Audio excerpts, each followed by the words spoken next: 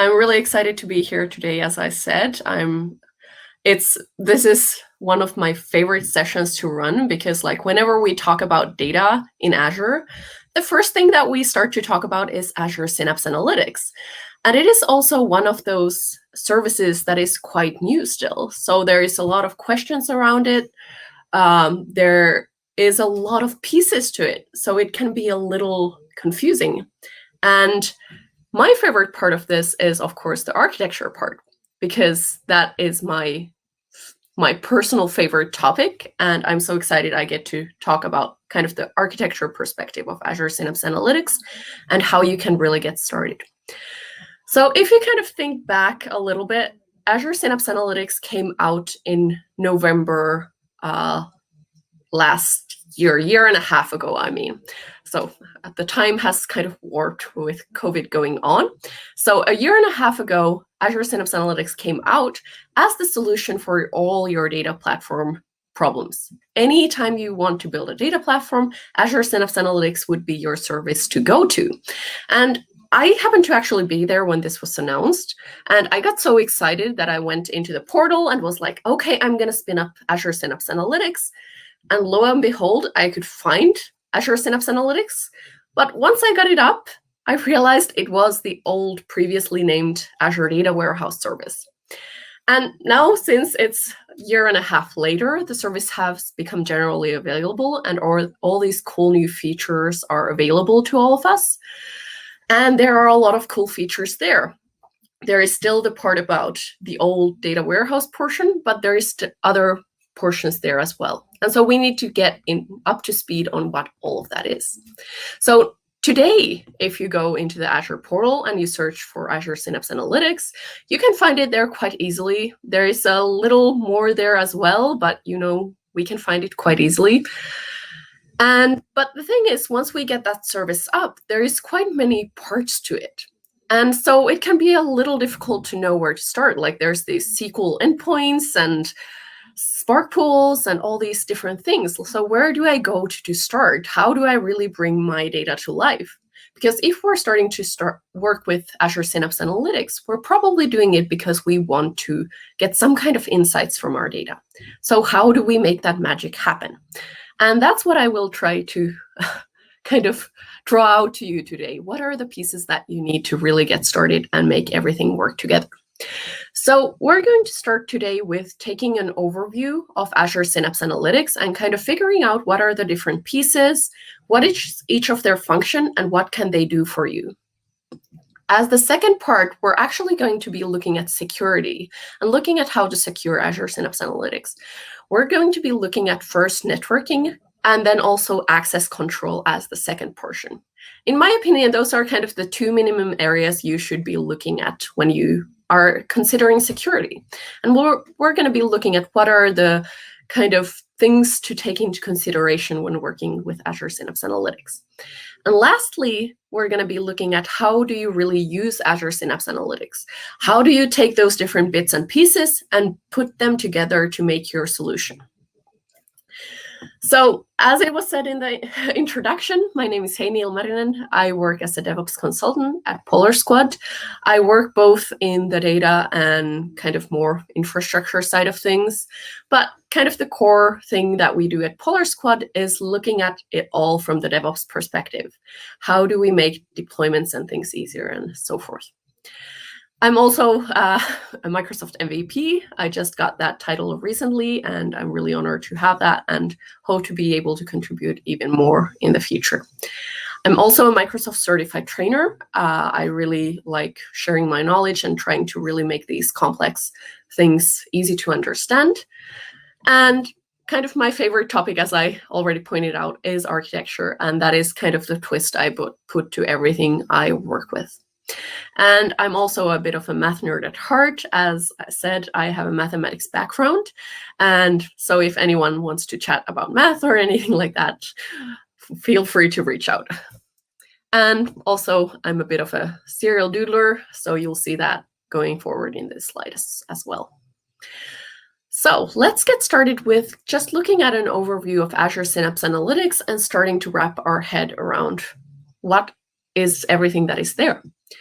So when we look at Azure Synapse Analytics, there is this whole arrangement of different bits and pieces that you can find there. And at first glance, it can feel very random. There are things like pipelines, dedicated SQL pools, there's private endpoints, linked services, there are Apospark pools, serverless SQL pools, and this is just a few of the things that you can find within Azure Synapse Analytics. And so what do you really need to get started? That is the question. And specifically, what do you need for your scenario?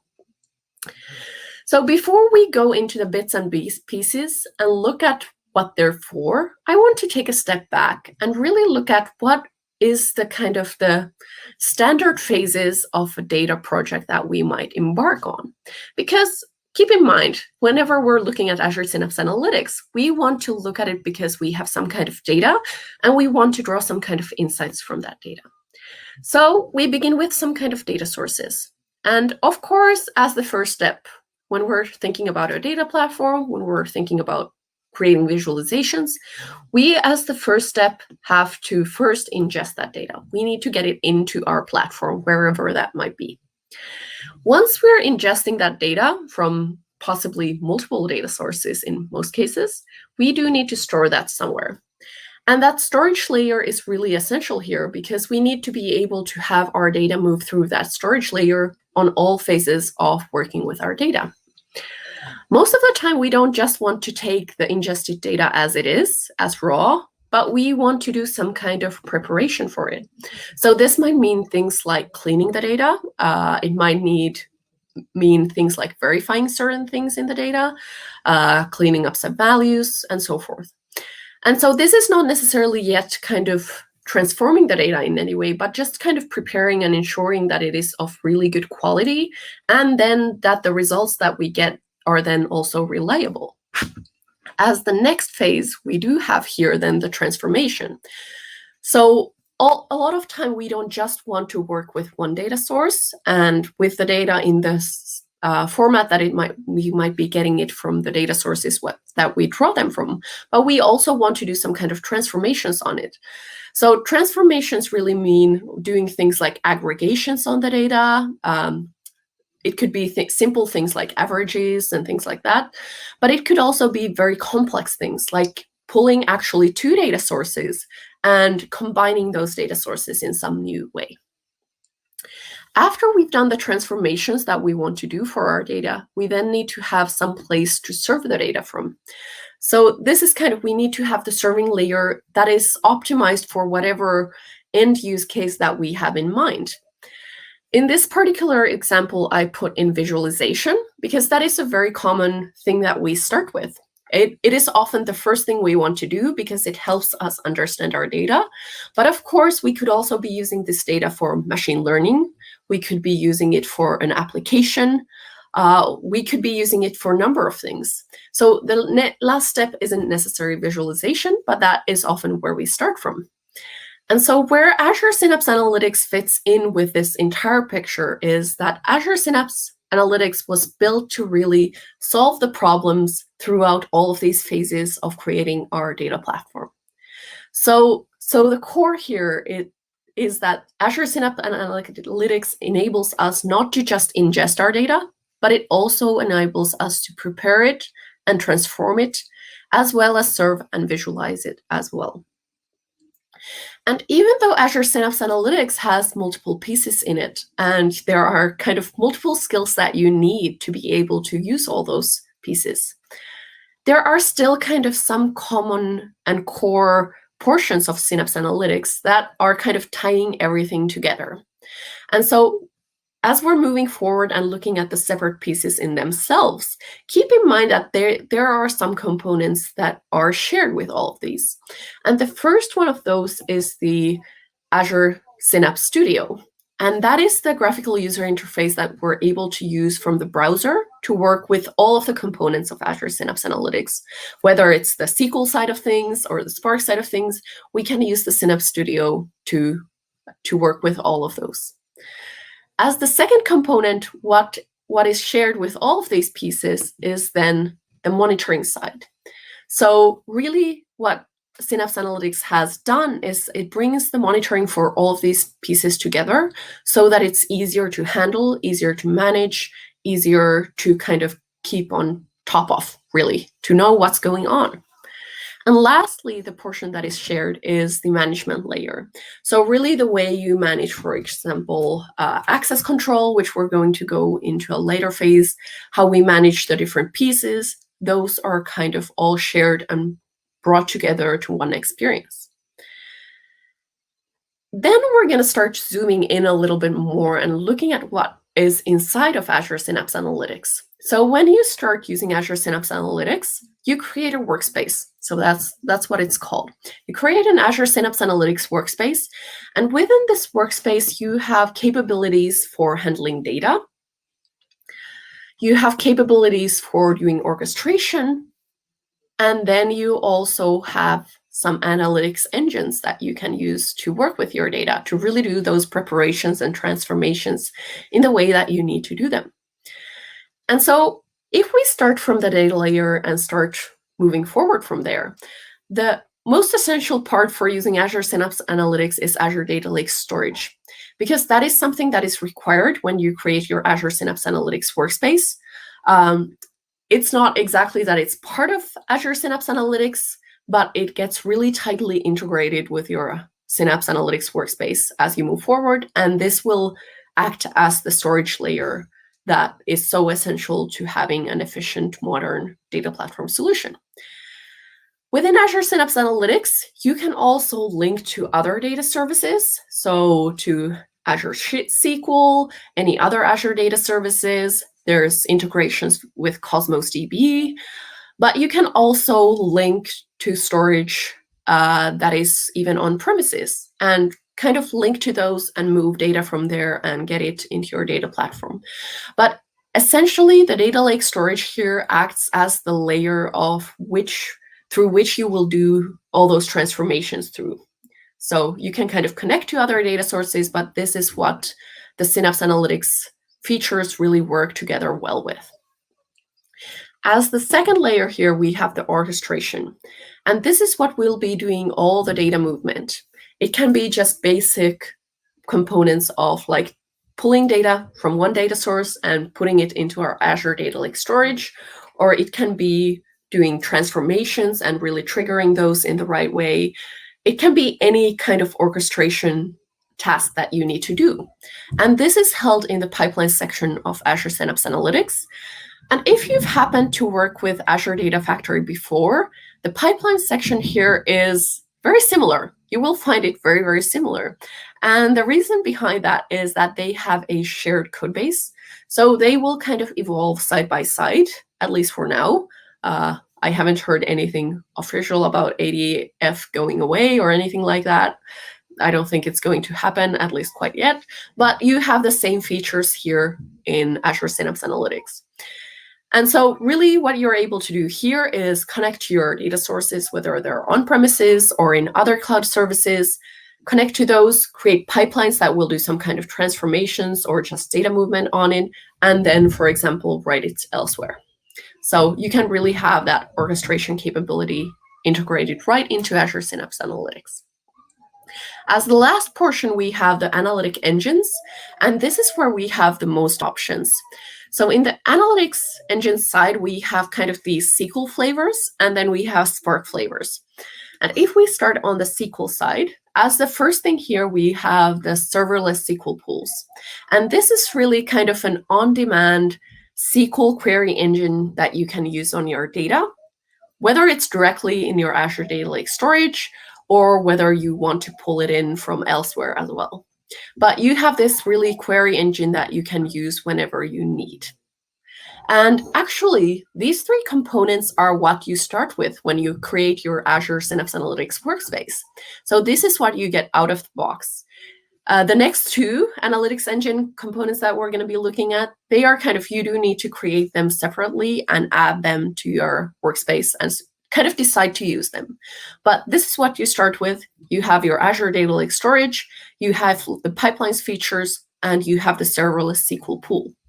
And the serverless Sql Pool is actually really powerful. You can even handle very large amounts of data with it, but it is not quite a kind of full-fledged database in that sense. You can have like external tables and views and so forth, but it's not in that sense a regular SQL Server database, even though it has a SQL flavor. As the second SQL flavor, we have the dedicated SQL Pools, and this is the old Azure Data Warehouse. This is the same functionality. Of course, it has evolved over the years and there are more capabilities and so forth, but it is that same feature that we had even before Azure Synapse Analytics. And now it is available here within Azure Synapse Analytics as the dedicated SQL pool. And so what is really kind of the core aspect of the dedicated SQL pools is that you have that multi-parallel processing engine that you can use. So it's really good for when you have those queries that need to be kind of distributed to several compute nodes and then the results return to you. So when you can really use that distribution, this is a good way to go. And in most cases, that would be scenarios where you're building a more traditional data warehouse system where you are using star schemas and kind of have to run those over time reports on your data and have to have that schema optimized for that use case. And there's also one difference between the serverless and dedicated SQL pools. So the serverless is on demand and you pay for what you use, whereas the dedicated is you allocate certain capacity to it. You can, of course, scale it up, scale it down, even stop it, pause it, and so forth. But you are paying for whatever capacity you have allocated for whatever time you have that running. So you have to keep that in mind when you're choosing which one you might use. As the third analytics engines option here, we have the Apospark Pools, and this is the Spark engine available within Azure Synapse Analytics. So especially if you have people who are used to working with Spark and really work well with Python, this would be something really for them. So again, you can create notebooks, for example, with Python that are running either kind of more regular data transformations, but of course you could also go more into the machine learning direction with Spark Pool side as well. But it is a kind of a managed Spark cluster that you get in there. You don't have to handle it in any way. It is fully kind of abstracted away from you. All you need to do is to start writing your notebooks on this cluster and you're good to go. So it really brings kind of a good full set of features available to you. So what's really cool about this, as we have this data lake storage layer, is that with a serverless SQL pool, you're actually able to directly query your flat data within Azure Data Lake Storage. But on the other hand, you're also able to work with that same data from the Spark Pool side as well. So you are kind of get both best of the both worlds of kind of the SQL flavors and then the Spark capabilities as well there. And now if we look at how this fits into that data platform scenario where we have all these phases going on, how does this fit there? So of course, the Azure Data Lake Storage fits into the storage layer. The orchestration will handle everything from the ingestion to the preparation to the transformation, all the way to orchestrating the data into the serving location. And then the analytic engines you can kind of interchangeably use in different phases. So for example, you could be using the serverless SQL for prepping or transformation, or you could be using the Spark Pool for preparation. And so you have kind of options, but you can use many of these in the preparation, transformation, serving phases. In that sense, in the serving layer, the dedicated SQL pool is kind of the most powerful because it is a full-on database, but that serving location could also be something outside of Azure Synapse Analytics. So you could just decide to, for example, move the data that is ready to be served into a regular Azure SQL or to a Cosmos DB even. You get to decide where that serving layer is. And then as we have the visualization portion here as well, it's not kind of directly within Azure Synapse Analytics, but Power BI is integrated into Azure Synapse Analytics, even so far that you are able to come into into the Synapse Studio and create your reports from there and handle and manage them from the Azure Synapse Analytics side. So it's a little more of an integration, but it is kind of included in the studio itself. So now we've kind of gotten a picture of what are the different components, kind of a general idea of what they are for and where you could be using them. And now next, what we're going to be doing is looking at how you then secure Azure Synapse Analytics. And as I mentioned, we're going to be looking at two different aspects here. So we are first going to be looking at networking. And as the second portion, we're going to be looking at access control. And if you work more on the data side, you might not have had to do so much with networking or access control. So really, I kind of want to give these really simple examples of what we're really talking about when we're talking about networking and access control. So when we're talking about networking, we can, for example, talk about, well, can I get to my destination? Can I reach the destination that I'm trying to reach? So this means that if you're, for example, developing on SQL and you want to connect to your SQL database, you're asking, can I reach that SQL database? Can I reach my destination? Networking will affect that. Networking will also affect that what route do I take to my destination? So it will determine, will you traverse over the internet? Will you take the internal network, for example? And once you've been able to reach your destination, then we can talk about access control. And access control will determine, well, can I get in? Do I have the right access to even get in the first place? But then if we do get in, then it will really look at, well, what can you then do? Do I have just access to read the data? Do I have more fully fledged access than that? So it will determine what can I really do in there and what do I have the rights to do and handle. So let's start on the networking side of Azure Synapse Analytics. As Azure Synapse Analytics is a PaaS service, so a platform as a service offering in Azure. It means that it is made in a sense that it has this public endpoint available that has a URL that you can use to reach that. It doesn't mean that it is open to the entire world. In that sense, there are some kind of firewall rules that we can use to control that, but it does have this private public endpoint that can be used to access it. So it means that we're able to access it over the internet.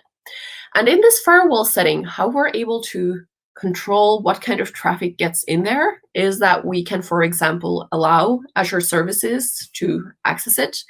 And we also have this whitelisting option for IP addresses. So those are kind of the basic capabilities that we have available within Azure Synapse Analytics to control the networking traffic. And actually, this is very common pattern for many Azure services, so you can find this elsewhere as well and kind of understand that there are these same capabilities elsewhere as well. So in some cases, we can totally go ahead and use the public endpoint and just control everything with firewall settings. But especially if you're really working in a tight enterprise environment and the security requirements are tight, this might not be an option.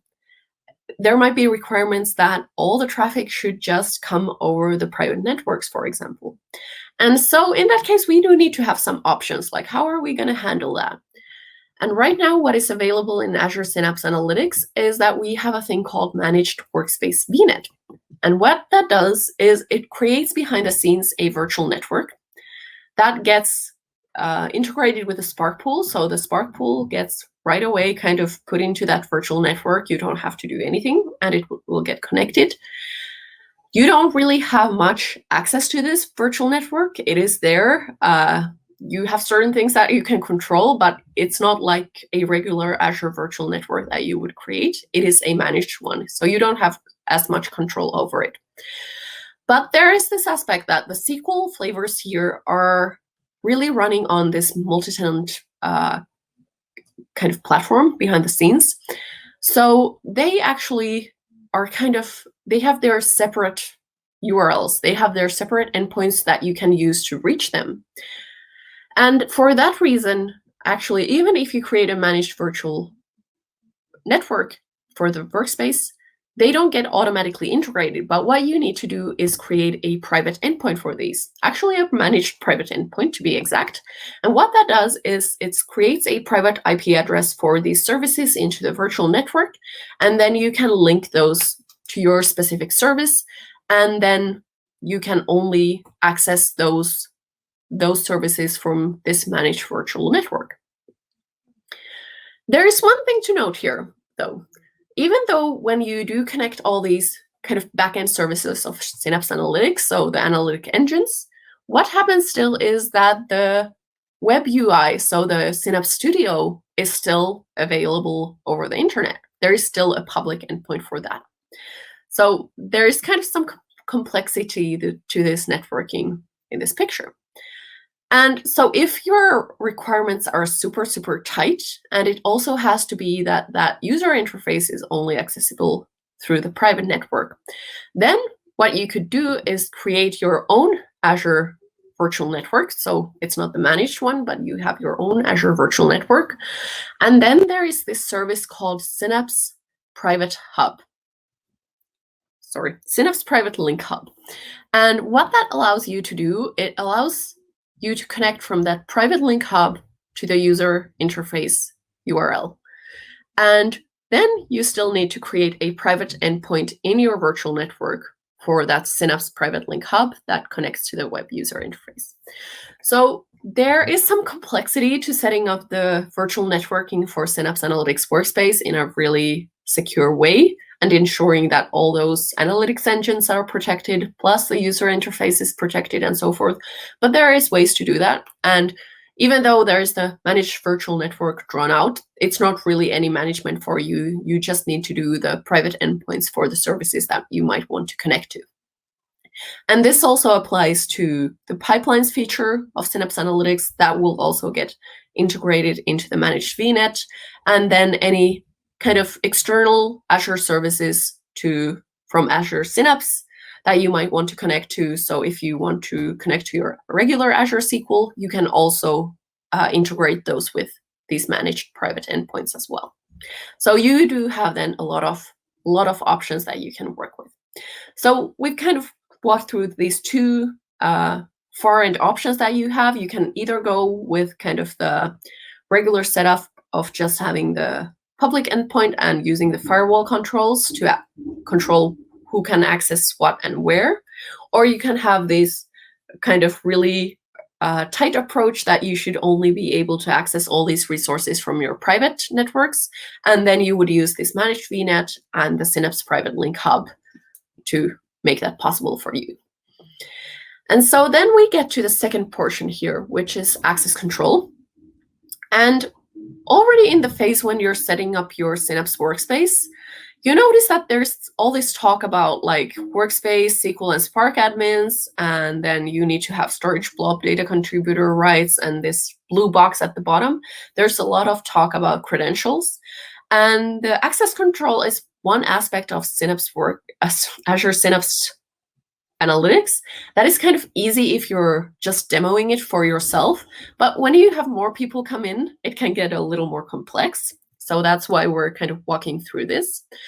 So again, if you think about Azure Synapse Analytics Workspace, you have all these different capabilities within it.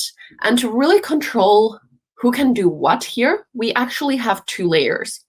So as the first layer, we have the Azure Rbac. So the same Rbac roles that are used within all of Azure, whether you're working with virtual machines, whether you're working with Azure SQL, whichever Azure service you're working with. So that is the Azure Rbac portion. But in addition to that, we have Azure Synapse Workspace roles as well. And these are what will control who can do what within that Synapse workspace and studio, and what kind of things that they can do in there. So if we look at these two different layers, what is the difference here? So for the Azure Rbac roles, we have kind of three main roles. There are some more granular roles as well, but we do have the owner who can do everything, plus give other users access and rights as well. We have the contributor, which can do everything on resources. So they can create our Azure Synapse Analytics workspace, they can create our Sql pools and so forth, but they cannot give other users additional access. So they cannot grant access to other users in your team, for example. And lastly, we have the reader, who can then only see what has been created there. So that is more just being able to have the visibility. So for example, you could choose to have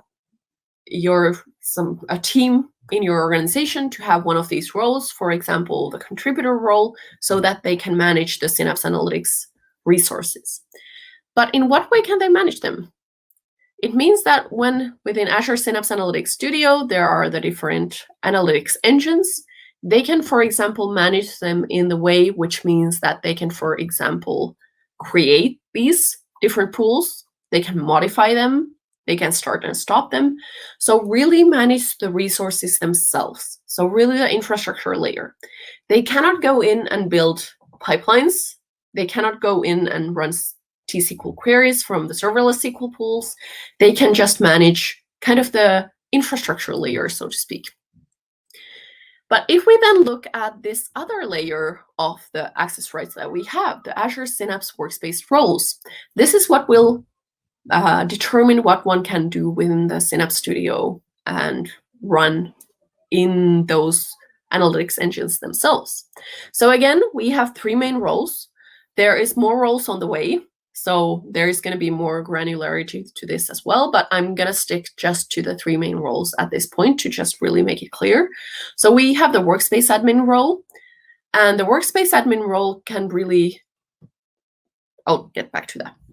We have the Workspace Admin role, we have the Spark admin role, and we have the SQL admin role. And even the names are kind of giving you some sense of what they can do.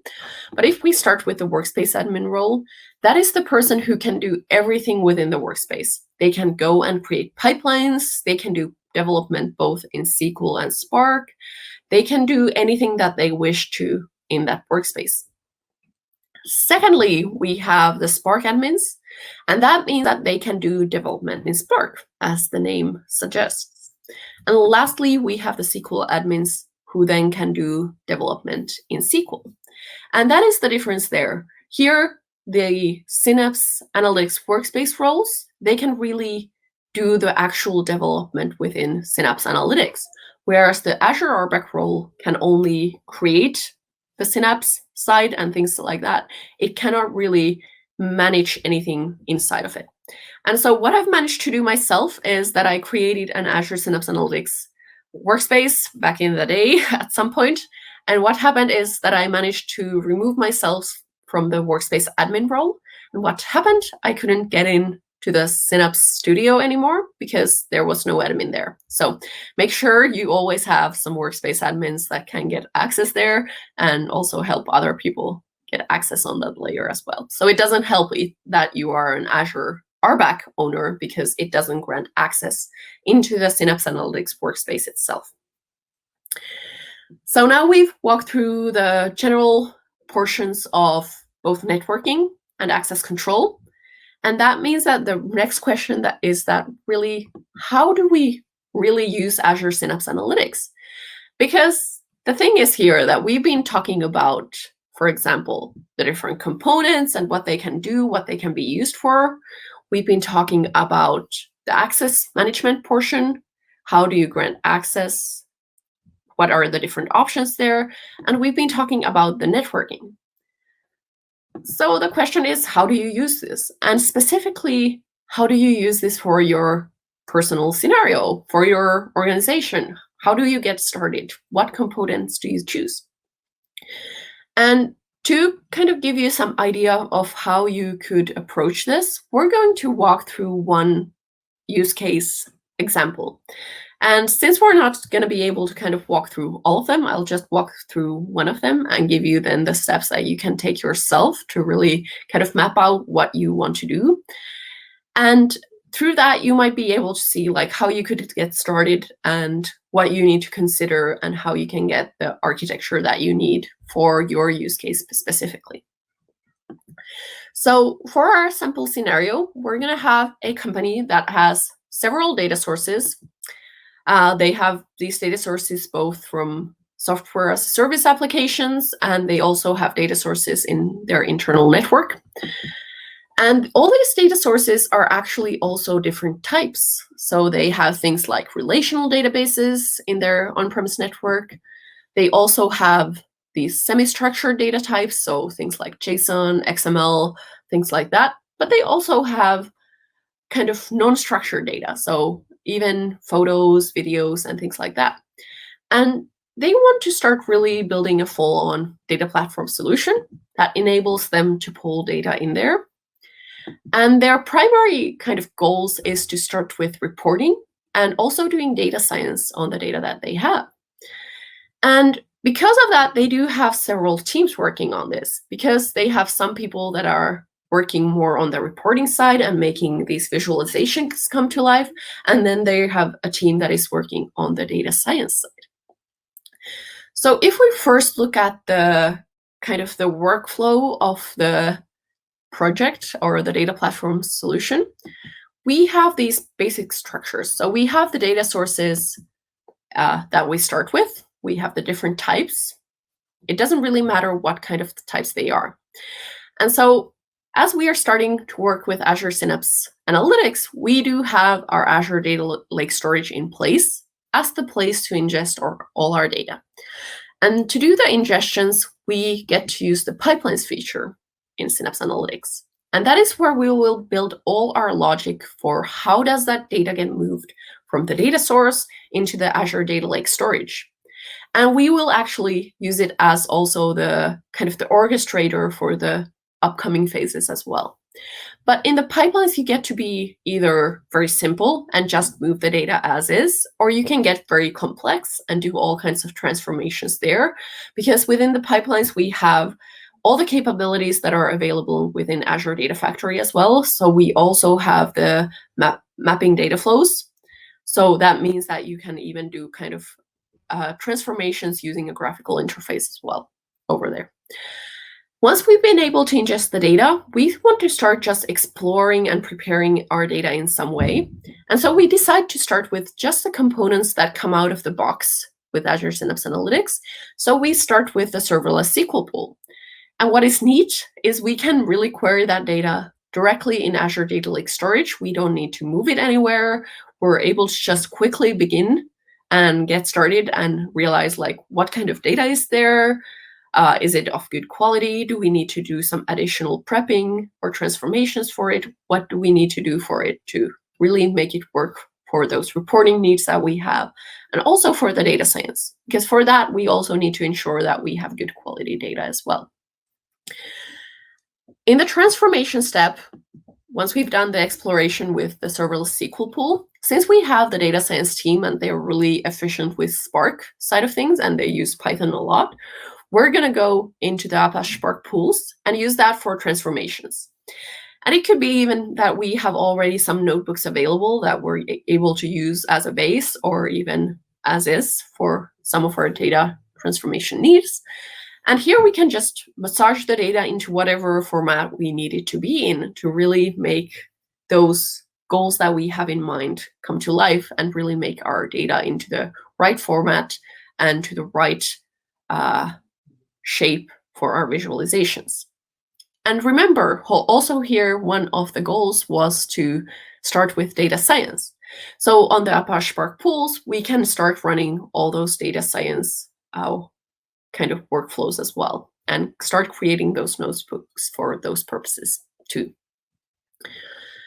To get the data into the serving format, in this scenario, we decide to go with the dedicated Sql pools, so the old data warehouse portion, because it is that fully fledged database and has that massively parallel processing built in. And we can go with creating a star schema and getting the data in the right format so that it's going to be really performant for those reportings in our visualizations.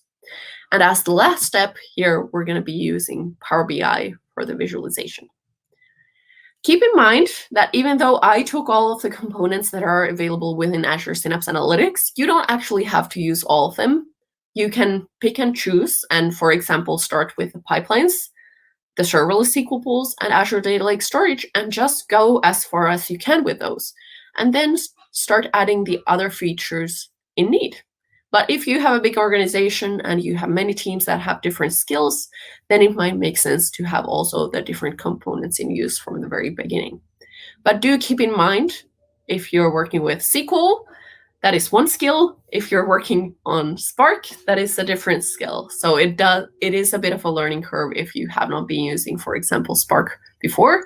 You do need to kind of get specific skills to be able to use that. So this is one aspect, just choosing which of the components of Synapse Analytics you're going to use for each of these phases. But that is only part of the picture. So you also need to think about the architecture from the perspective of how are you using Azure Synapse Analytics? Where are you using it from? And so we did have this quite complex enterprise scenario here. So we're going to go with a second networking option here that we talked about. So having the managed workspace VNets enabled, and then creating those private endpoints for the serverless and dedicated SQL pools. But then also going one step further and having that Azure Virtual Network and the private endpoint there, and then the Synapse Private Link Hub to connect to the user interface as well.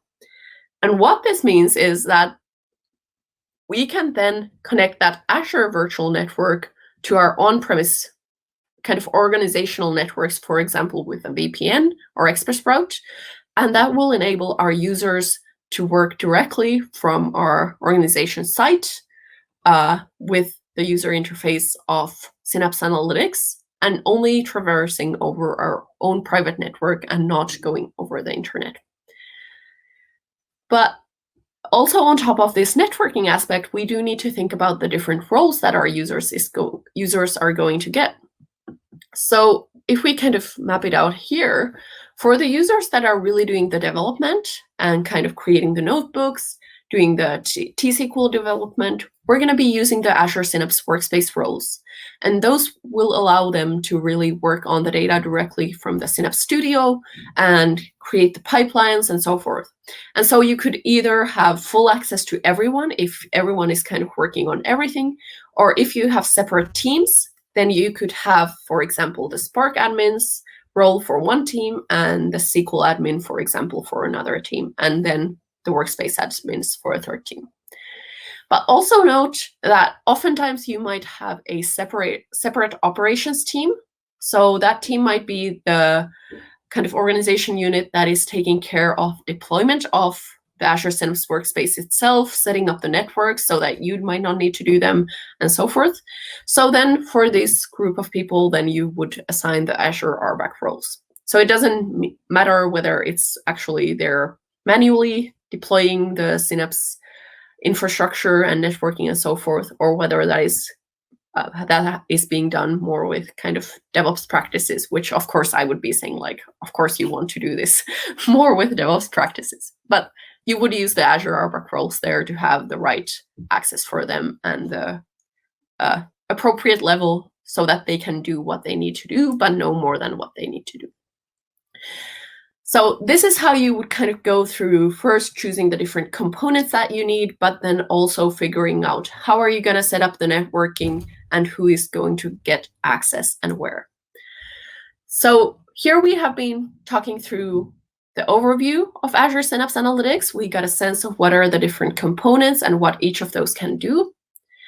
We then went on to discussing securing Azure Synapse Analytics, and we walked through kind of two different samples of how you could set up the networking. And then we also discussed the two different levels of access control that you have within Synapse. Thirdly, we then lastly kind of walked through a sample of how you can then use Azure Synapse Analytics, considering both the components that you're going to use and also the security aspect and how you would kind of go forward with choosing the different options.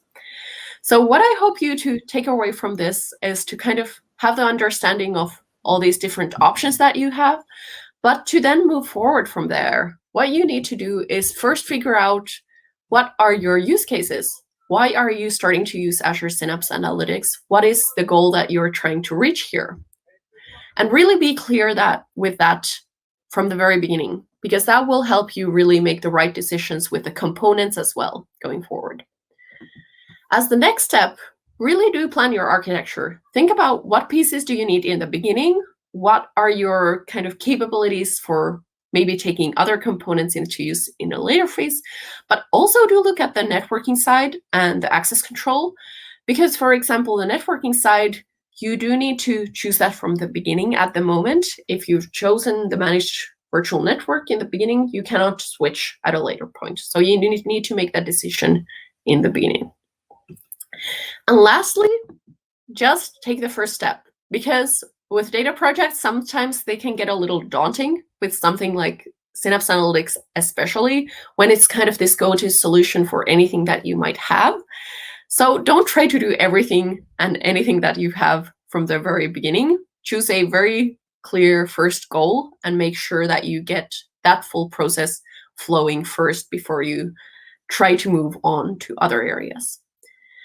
And lastly, that is the way then that you can then bring your data really to life. And that is the goal here. We're not using Synapse Analytics just for fun, even though I think it's pretty exciting and fun, but we're trying to bring our data to life and really draw insights from that data. So just get started, take the first steps. You now have kind of the general and overview understanding, and the rest you will be able to pick up just by diving in and getting started. So thank you so much for joining. I hope you enjoyed that.